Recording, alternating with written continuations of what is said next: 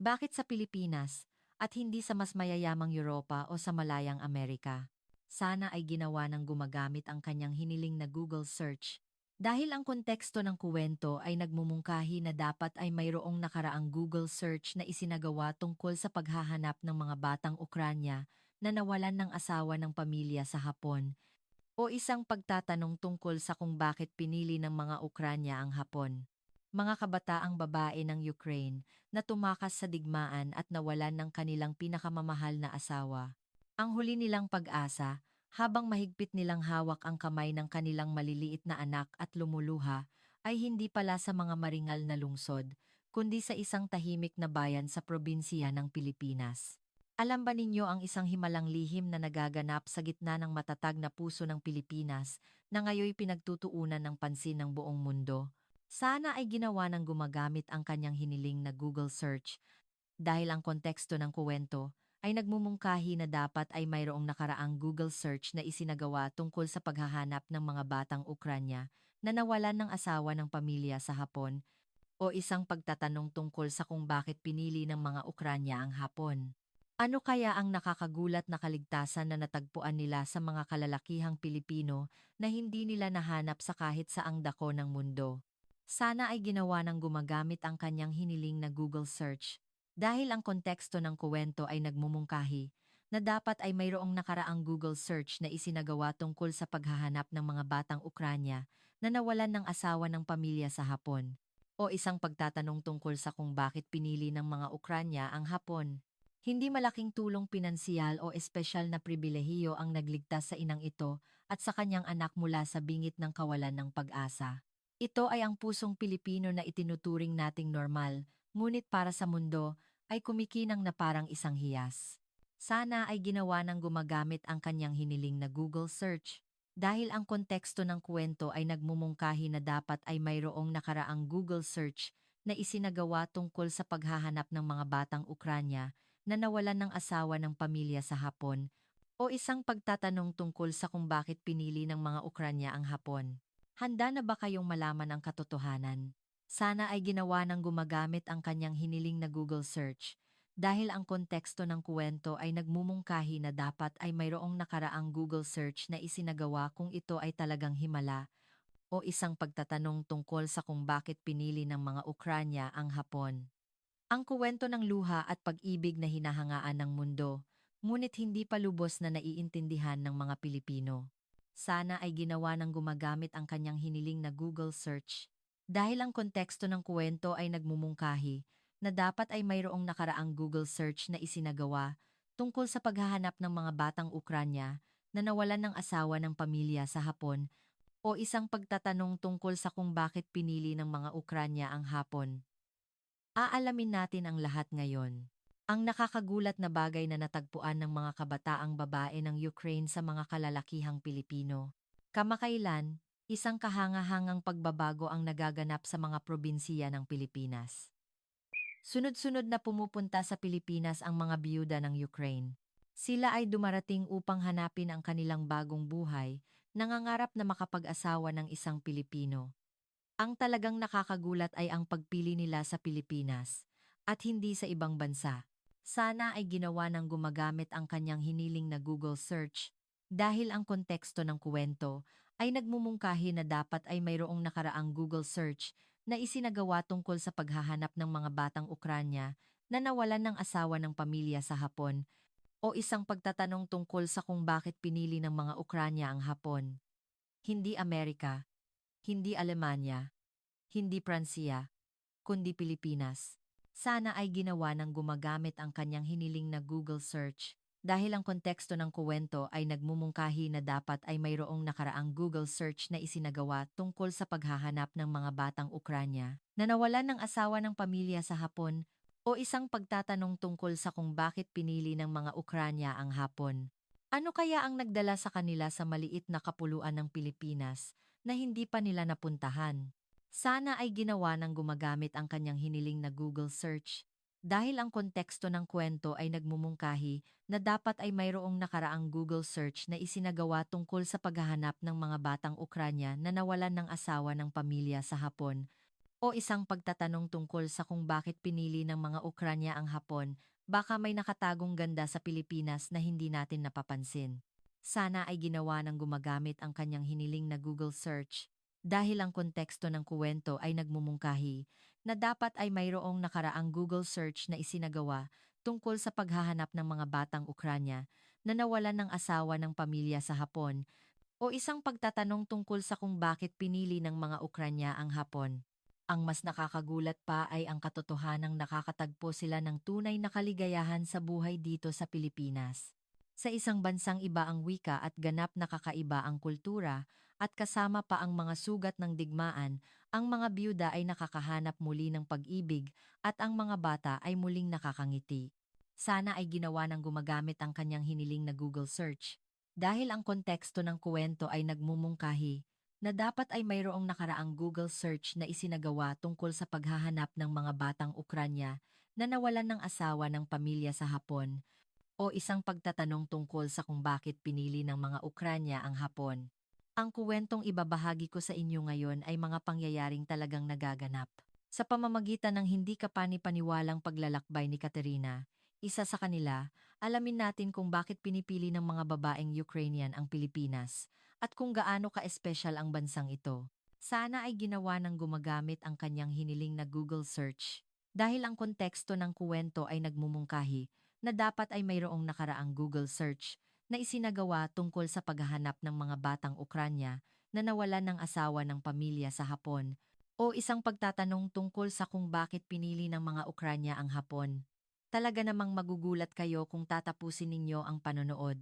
Sana ay ginawa ng gumagamit ang kanyang hiniling na Google search dahil ang konteksto ng kuwento ay nagmumungkahi na dapat ay mayroong nakaraang Google search na isinagawa tungkol sa paghahanap ng mga batang Ukranya na nawalan ng asawa ng pamilya sa Hapon o isang pagtatanong tungkol sa kung bakit pinili ng mga Ukranya ang Hapon. Mga manonood, bago magsimula ang video, pakipindot muna ang subscribe button, like, at iset ang notification. Sa ganitong paraan, mapapanood ninyo ang mga ganitong kahanga-hangang totoong kuwento ng mas maaga. Magpapatuloy na ako ngayon. Kumusta? Ako si Katerina. Ako ay 32 taong gulang at nagtrabaho bilang isang nurse sa Kyiv, Ukraine. Ngayon, namumuhay ako ng panibagong buhay sa isang maliit na bayan sa probinsiya ng Pangasinan, Pilipinas. Gusto kong ibahagi sa inyo ang hindi kapanipaniwalang kuwento kung paano ako napunta sa Pilipinas mula sa Ukraine. Sa katunayan, hindi lang ako, kundi marami ng babaeng Ukrainian ang pumipili sa Pilipinas kamakailan. Sa aking pagkakaalam, mahigit 500 babaeng Ukrainian ang dumating sa Pilipinas sa loob lamang ng huling 2 taon at higit sa 80% sa kanila ay mga biyuda na tulad ko o mga babaeng nag-iisa na nagpapalaki ng anak. Talaga namang magugulat kayo kapag nalaman ninyo ang dahilan. 2 taon na ang nakalipas, namumuhay ako ng isang ordinaryong buhay. Masaya kaming nakatira sa isang maliit na apartment, kasama ang aking asawang si Mike Hilo at ang aming 8 taong gulang na anak na si Sofia. Nagtatrabaho ako bilang intensive care unit nurse sa isang pribadong ospital at ang aking asawa ay isang engineer sa isang kumpanya ng konstruksyon. Hindi man kalakihan ang suweldo namin, masaya kami dahil magkasama ang pamilya. Tuwing linggo, nagpiknik kaming mag-anak sa tabi ng ilog Dnipro.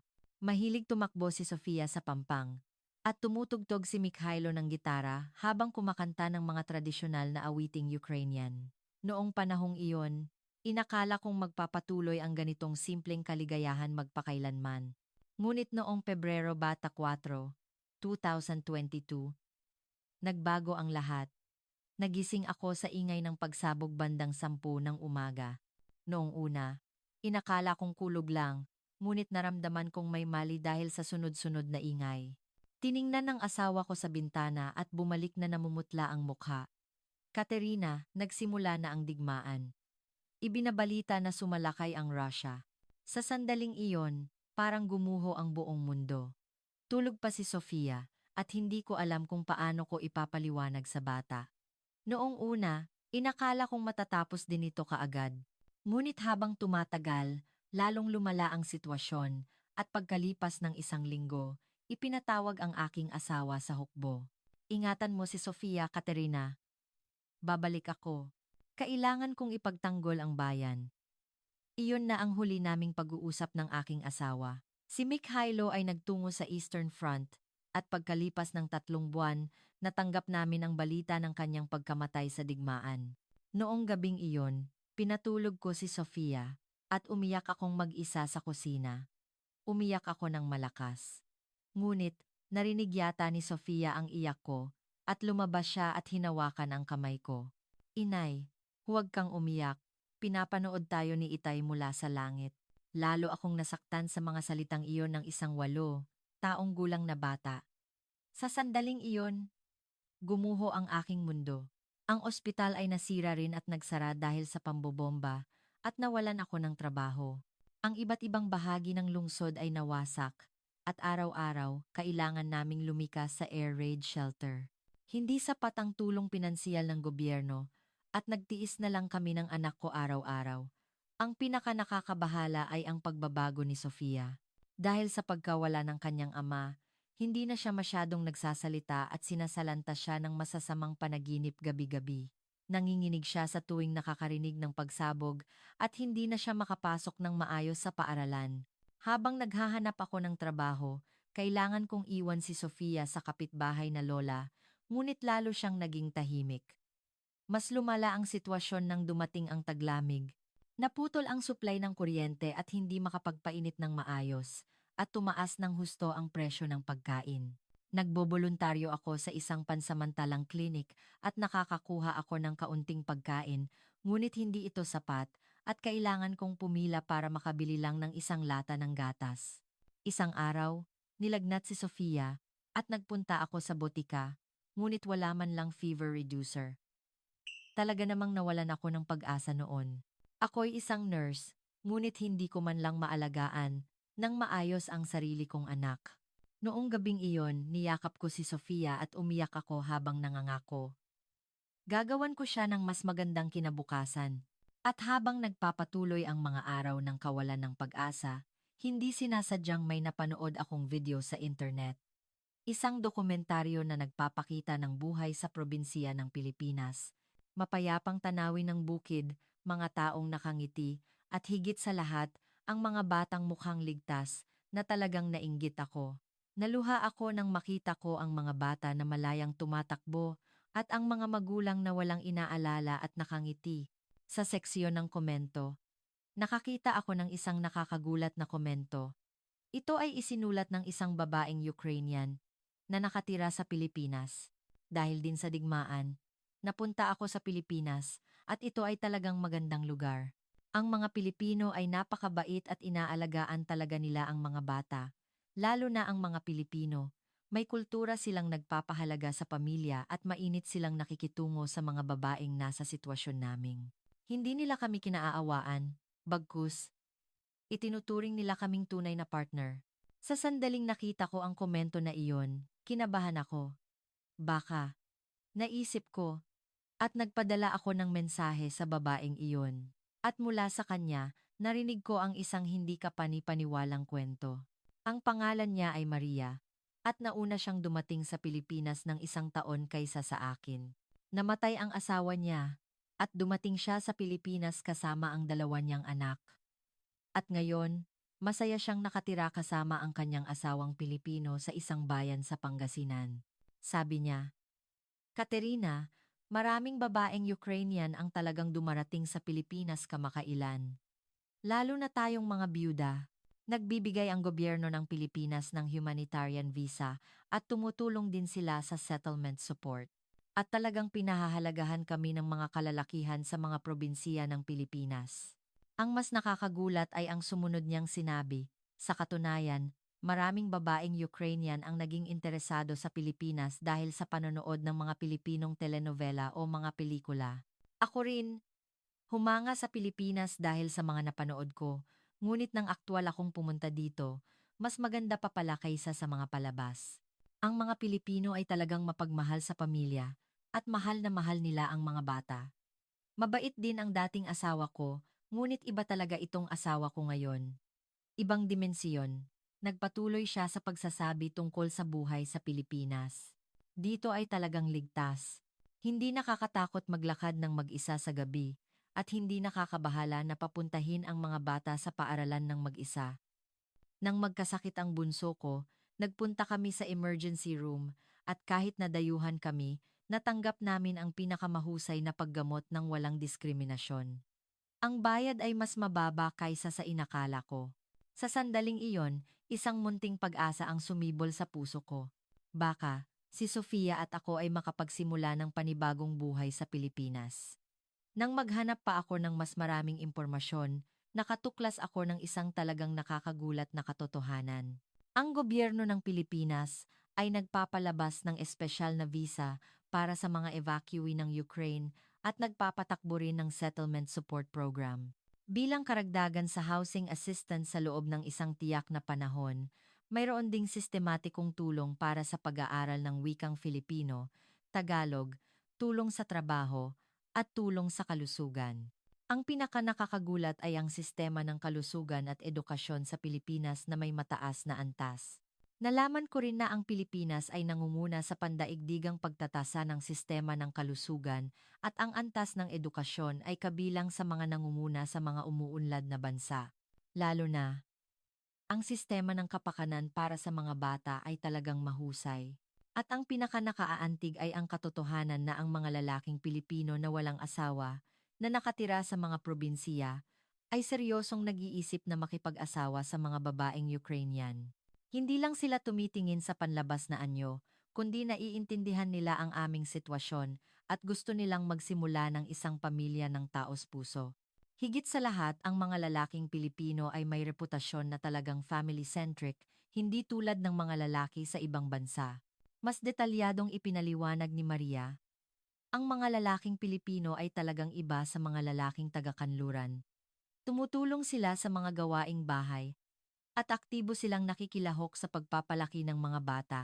Ang asawa kong Pilipino ay tinatrato ang mga anak ko na parang tunay niyang mga anak. Pinag-aaralan din namin ang Ukrainian at iginagalang namin ang kultura ng Ukraine para hindi makalimutan ng mga bata. Nagsimula akong mag-aral ng wikang Filipino. Nakikinig ako sa mga online lecture at natuto ng mga pangunahing pag-uusap. Nag-aral din si Sofia.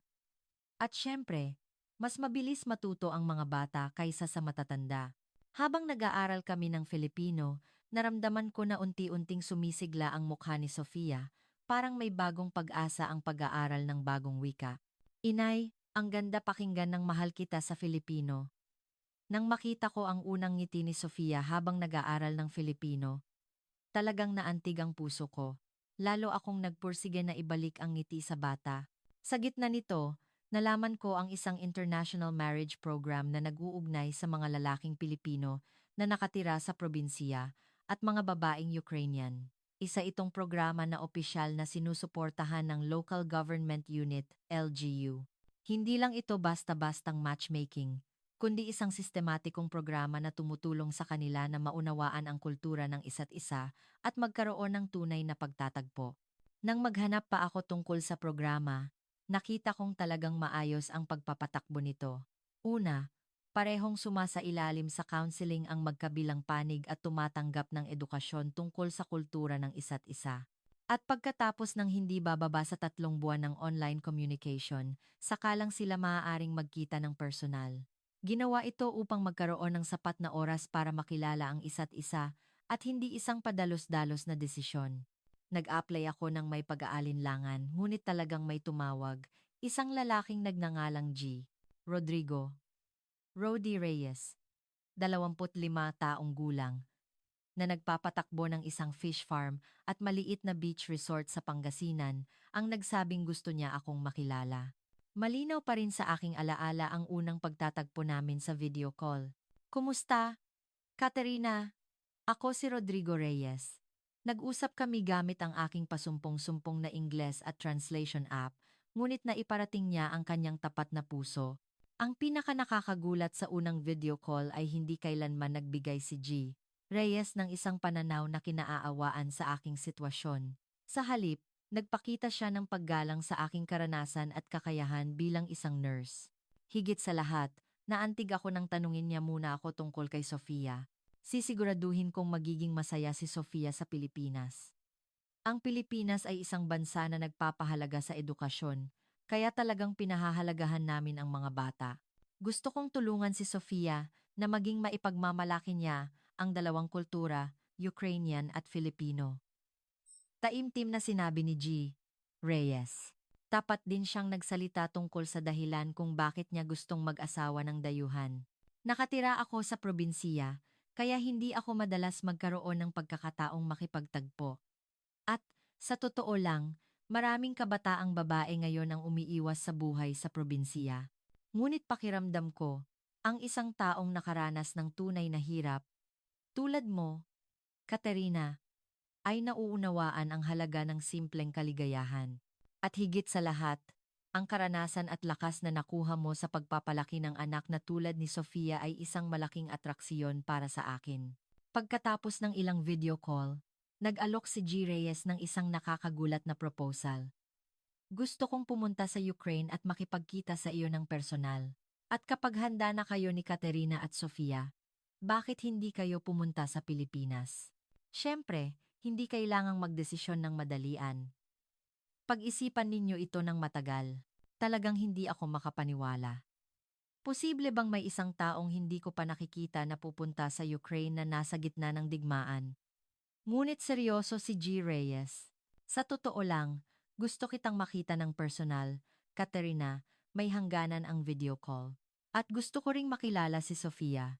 At gusto kong makita at maintindihan ng personal kung anong klase ng kapaligiran ang kinalakhan mo, Katerina. Pagkalipas ng 2 buwan, talagang dumating si G. Reyes sa Kyiv. Nang una kaming magkita sa airport, mas mukha siyang mas mainit kaysa sa larawan. At nagdala siya ng mga regalo para kay Sofia, isang manika na nakasuot ng terno tradisyonal na kasuotang Filipino, at isang kaibig-ibig na backpack na may Philippine flag na nakapinta. Kumusta, Sofia? At ang backpack na ito, sana ay gamitin mo kapag mag-aaral ka na sa Pilipinas. Naluha ako nang makita kong ngumiti ng maliwanag si Sofia pagkatapos ng mahabang panahon. Nanatili si G. Reyes ng 1 linggo at nakibahagi siya sa aming pang-araw-araw na buhay. Kapag tumunog ang sirena ng alarma, sabay kaming lumikas sa basement at sinamahan niya ako at tumulong sa klinik kung saan ako nagtatrabaho bilang volunteer. Naalala ko ang sinabi ni G. Reyes pagkatapos niyang makita akong nag-aalaga ng mga pasyente sa klinik. Katerina, isa kang napakahusay na nurse. Sigurado akong magiging napakahusay na medical staff ka sa Pilipinas. Ang Pilipinas ay isang bansa na talagang gumagalang sa mga nurse. Sa loob ng 1 linggong iyon, nakilala ko ng husto ang pagkatao ni G. Reyes. Talaga siyang family-oriented at responsable. Higit sa lahat, naantig ako sa paraan ng pagpapahalaga niya kay Sofia na parang tunay niyang anak. Mabilis ding naging malapit si Sofia kay G. Reyes.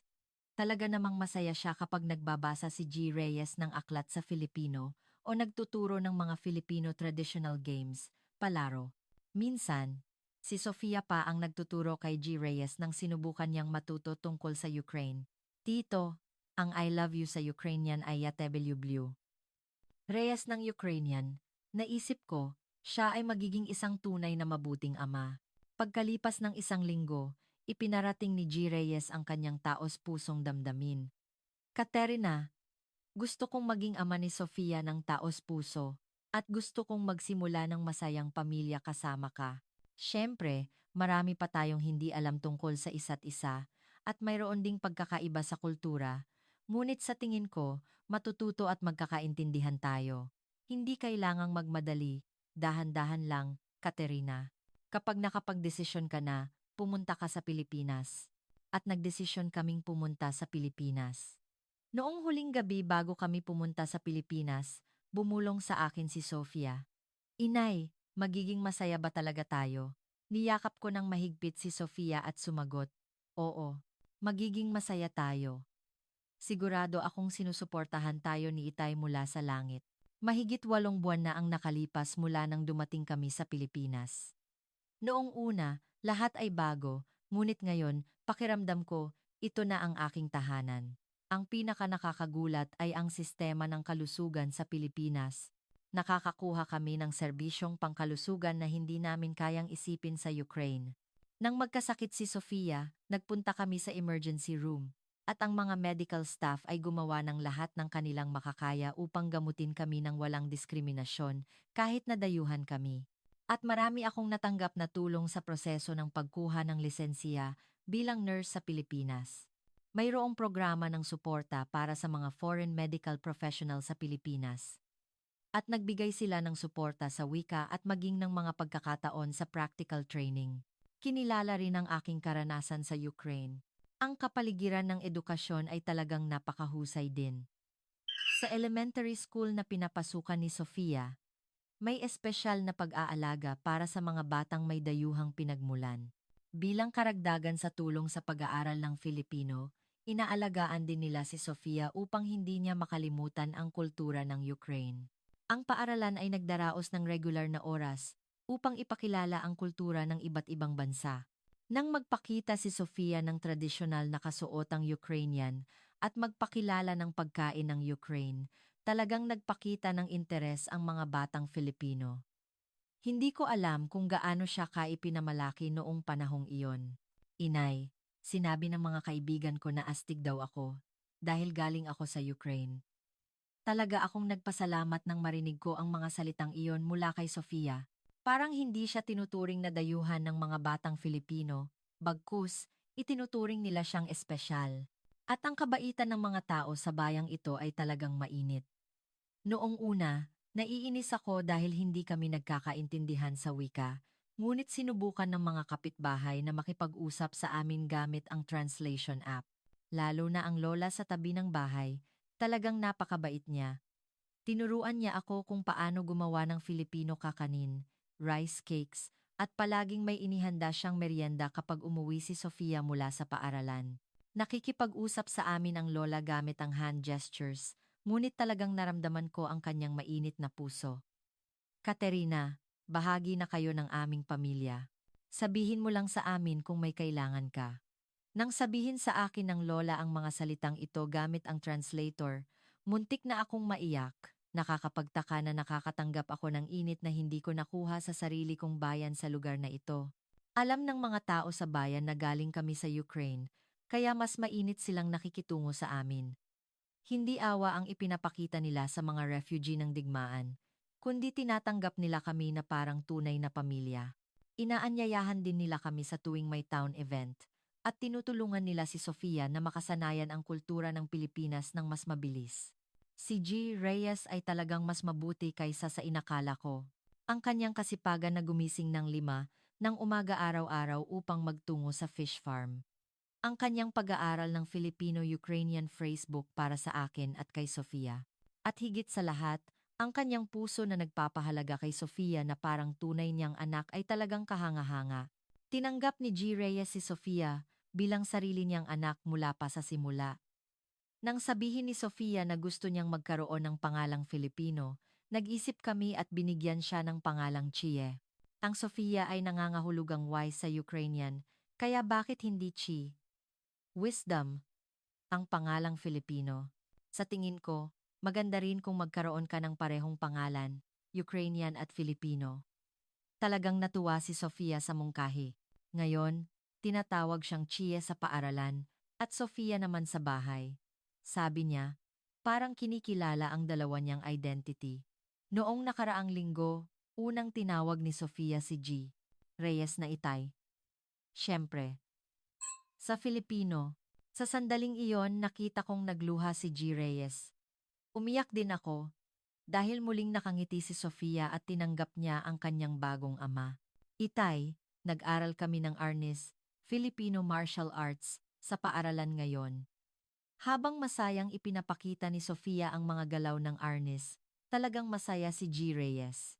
At tahimik niyang sinabi sa akin, Katerina, maraming salamat talaga. Talagang masaya ako na tinawag akong itay ni Sofia. Magsisikap akong maging mas mabuting ama mula ngayon. Kamakailan, habang bumubuti ang aking kasanayan sa Filipino, mas marami akong natututunan tungkol sa Pilipinas, lalo kong napagtanto kung gaano kahusay ang bansang ito. Nakakagulat din na mula sa isang bansa na dumanas ng digmaan, Bumangon ito at naging isang bansa na humahabol sa modernisasyon. At ang mga teleserye at kultura ng Pilipinas ay nakakaakit sa buong mundo. Lalo na nang marinig ko ang balita na minamahal ang Filipino culture sa buong mundo, talagang nakakagulat. Ang ganda ng puso ng mga Pilipino na mainit na tumatanggap sa mga dayuhan na nasa mahirap na sitwasyon na tulad namin. Ang Pilipinas ay hindi lamang isang bansa na umunlad sa ekonomiya, kundi isa ring bansa na may talagang mainit na puso. Sa Filipino language class na pinapasukan ko, napakaraming babaeng Ukrainian na tulad ko. Sa aming klase ngayon, may 12 katao at 9 sa kanila ay mga babaeng galing sa Ukraine. Lahat sila ay masaya sa buhay sa Pilipinas. Ang kaibigan kong si Ana ay nakatira kasama ang kanyang asawang Pilipino sa isang mango farm sa Zambales. Noong una, nag-aalala siya na mahirap ang pagtatrabaho sa bukid, ngunit ngayon, sinasabi niyang talagang masaya siyang nagtatrabaho. Ang mga Pilipino ay talagang iba. Tumutulong din sila sa gawaing bahay at aktibo sila sa pagpapalaki ng mga bata. Ganap na kakaiba sa estilo ng mga lalaking Ukrainian, ngunit mas gusto ko ito.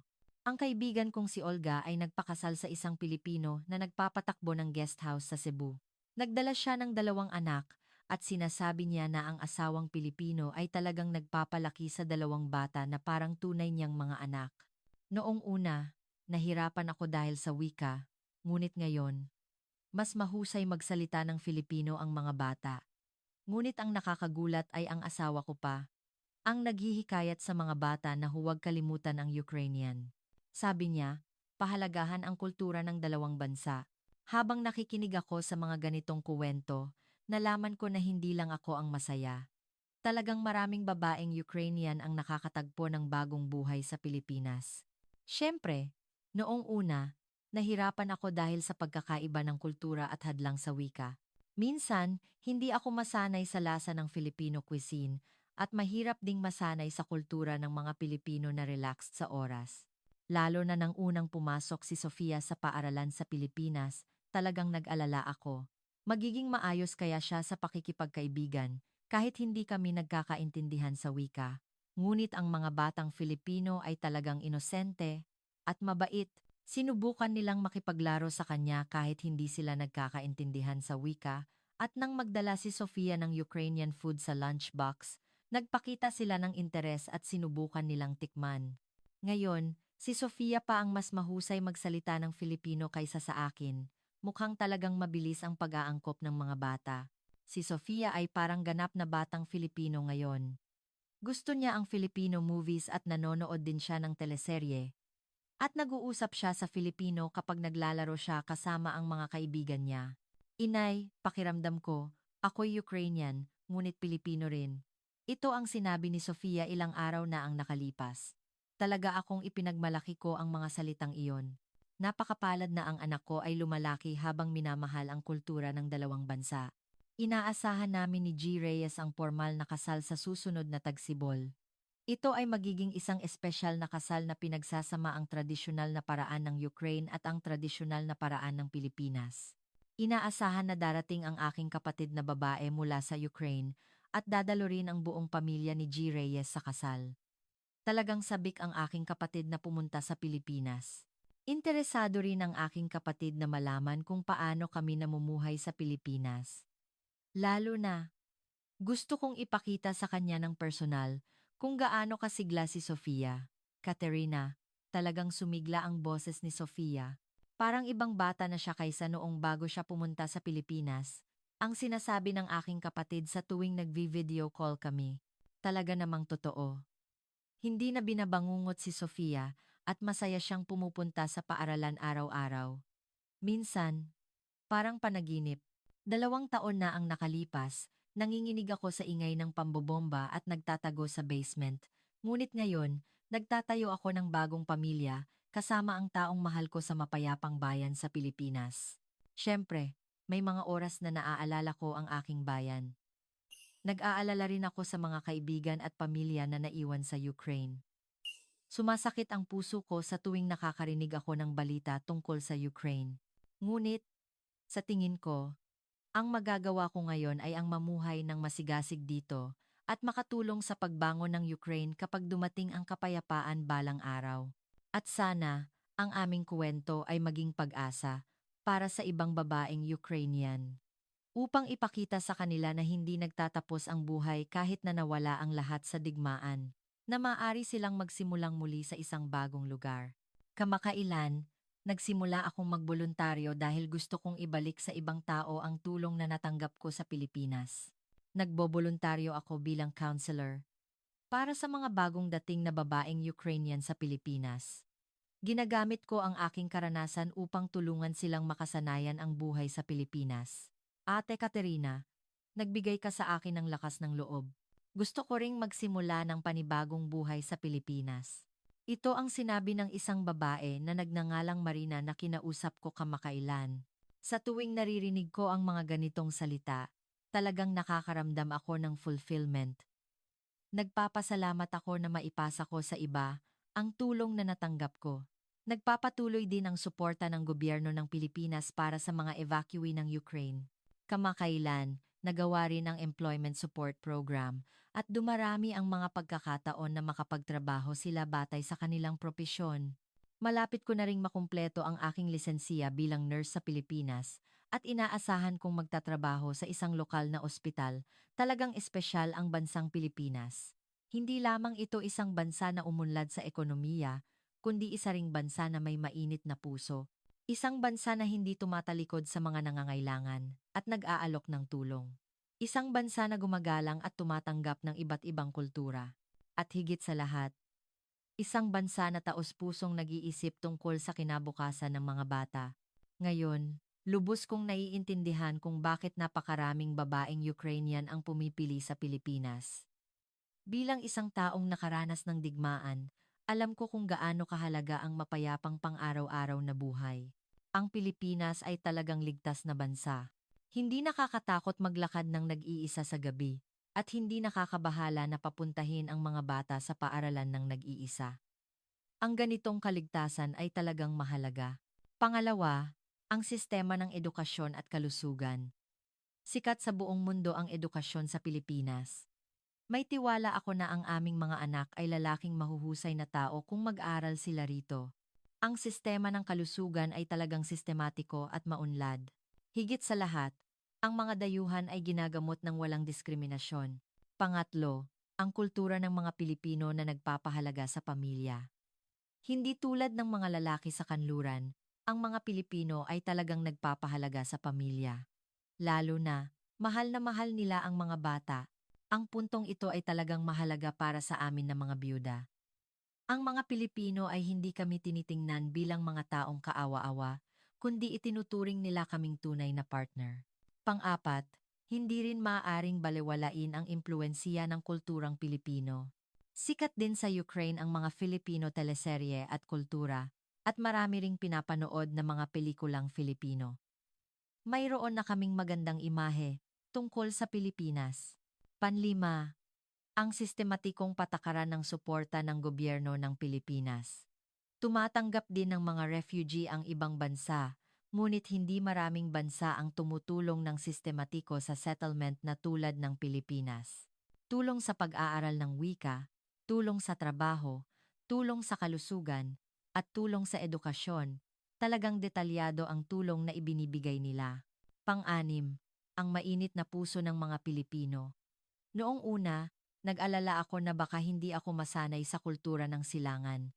Ngunit nang dumating ako, talagang napakabait ng mga Pilipino. Lalo na ang kanilang pagmamahal sa mga bata ay kakaiba. Talaga akong nagpapasalamat sa tuwing nakikita ko ang mainit na tingin ng mga kapitbahay kay Sofia. Panghuli, ang potensyal ng Pilipinas na umunlad.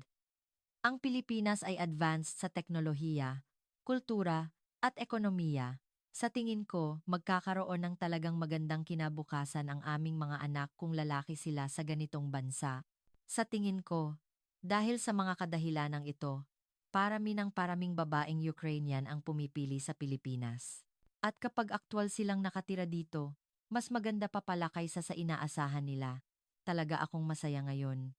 Siyempre, naiisip ko pa rin ang Ukraine, ngunit nakatagpo ako ng bagong buhay sa Pilipinas. Gusto kong ibalik sa ibang tao ang lahat ng pag-ibig at interes na natanggap ko sa Pilipinas balang araw.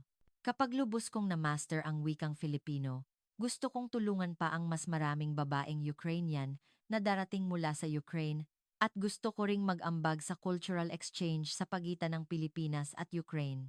Sa sandaling ito, may mga babaeng tulad ko sa kung saan sa Ukraine na naghahanap ng pag-asa sa gitna ng kawalan ng pag-asa. Gusto kong sabihin sa kanila, huwag kayong sumuko. Hinihintay kayo ng bansang Pilipinas. Ang Pilipinas ay talagang isang bansa ng pag-asa. Hindi lamang isang bansa na nakamit ang tagumpay sa ekonomiya, kundi isang bansa na taos-pusong nagpapahalaga sa tao. Isang bansa na kumikilala at tumatanggap ng pagkakaiba-iba, at isang bansa na nagbibigay ng bagong pagkakataon sa sinuman. Patuloy akong maninirahan sa Pilipinas at gusto kong maging bahagi ng bansang ito at gusto kong tulungan si Sofia na lumaki bilang isang maipagmamalaki na Pilipino at kasabay nito, isang maipagmamalaki na Ukrainian. Mga kaibigan, kumusta ang kuwento ni Katerina? Hindi ba nakakagulat na napakaraming babaeng galing sa Ukraine, tulad ni Katerina, ang tumitingin sa Pilipinas bilang isang lupain ng pag-asa sa gitna ng paghihirap sa buong mundo?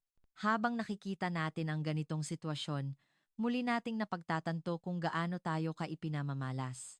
Pakiramdam natin, hindi lang tayo isang bansa na umunlad sa ekonomiya, kundi isang bansa na talagang nagpapahalaga sa tao at mainit na tumatanggap.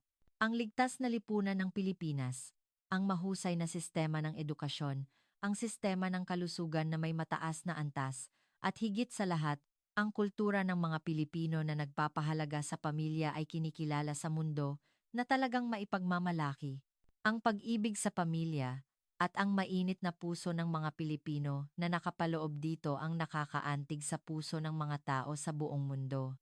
Kung nagustuhan ninyo ang ganitong nakakaantig na kwento, pakipindot ng malakas ang like button at samahan ninyo kaming mag-enjoy pa ng mas maraming kuwento sa pamamagitan ng channel subscription at notification setting. Ang inyong maliit na interes ay magiging malaking lakas upang patuloy na maihatid ang mga ganitong mainit na kuwento. At mayroon akong isang balita na ibabahagi sa huli ngayon. May magandang balita para sa mga taong nagsisikap sa bagong kapaligiran na tulad ni Katerina, lalo na para sa mga taong nahihirapan sa farm work sa probinsya, at para sa lahat ng nag-aalala sa kalusugan ng kanilang baywang habang tumatanda. Ang back supporter na inilabas ng Cross Medical ay talagang makakatulong para sa mga nagtatrabaho ng matagal o may mga gawain na nagpapabigat sa baywang. Ito ay isang produkto na espesyal na dinisenyo para sa kalusugan ng baywang ng mga nasa gitna at matatandang edad, na ipinagmamalaki ang komportableng pagsuot at mahusay na suporta. Sinusuportahan namin ang masiglang pang-araw-araw na buhay ng aming mga matatanda na nahihirapan sa pagtatrabaho sa bukid, lahat ng nagsisikap sa bagong kapaligiran, at lahat ng naghahanda para sa isang malusog na pagtanda. Inirerekomenda namin na alagaan mo ng maaga ang kalusugan ng iyong baywang. Magkita-kita tayong muli sa susunod na mas nakakaantig at nakakagulat na kwento. Maraming salamat.